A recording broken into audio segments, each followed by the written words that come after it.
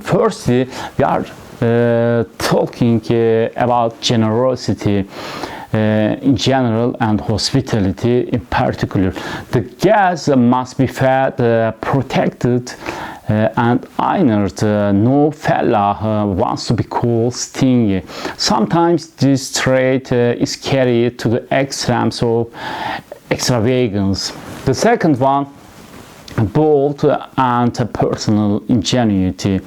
This does not primarily mean physical strength, but rather the possession of something called a good heart, which knows no fear in the face of danger.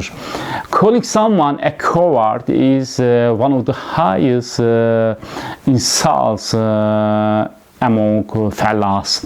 Under authority from outside the village, and going to jail for such rebellion is considered a virtue in many cases.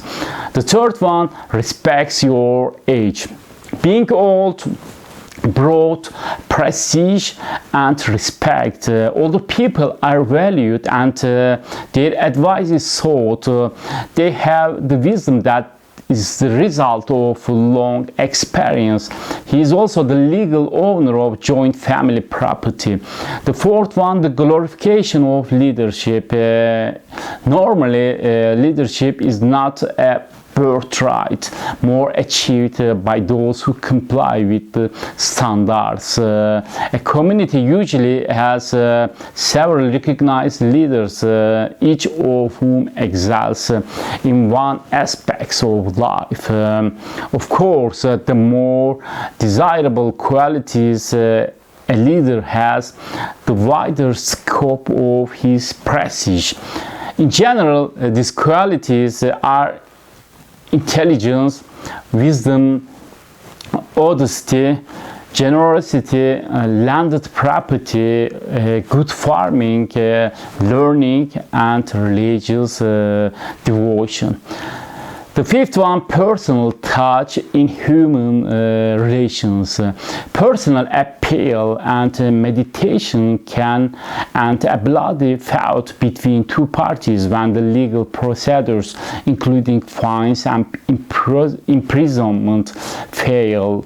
A reluctant father often succumbs to such a personal approach. From one or more village headmen agrees to marry off his daughter to a suitor. On my behalf, for the sake of this birth, there are the words that are often heard among Fellah in interpersonal relationships. It is like the face of birth, for the sake of water, etc. Having a relaxed attitude towards life is another characteristic of Fellah. Fellah rarely wears wristwatches. Being late for an appointment is not a catastrophe.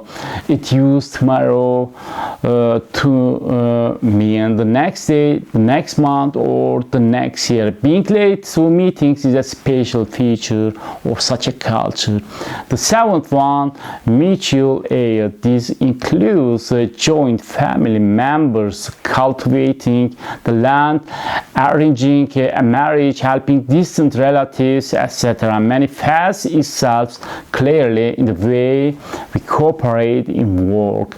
The whole society shows the same attitude in the construction of roads, the construction of mosques, or churches and schools, the cleaning of village wells or irrigation ditches, and the organization of funerals and wedding ceremonies. And the last one, sensuality. The Arab peasant receives a great social and organic satisfaction from his indulgence in ostentatious sensuality. He is not afraid to be emotional in times of joy, excitement, or sadness. Inner feelings are expressed freely and loudly. In this compact settlements, social control is strong and effective, and the Fellah will hesitate to take a new step independently.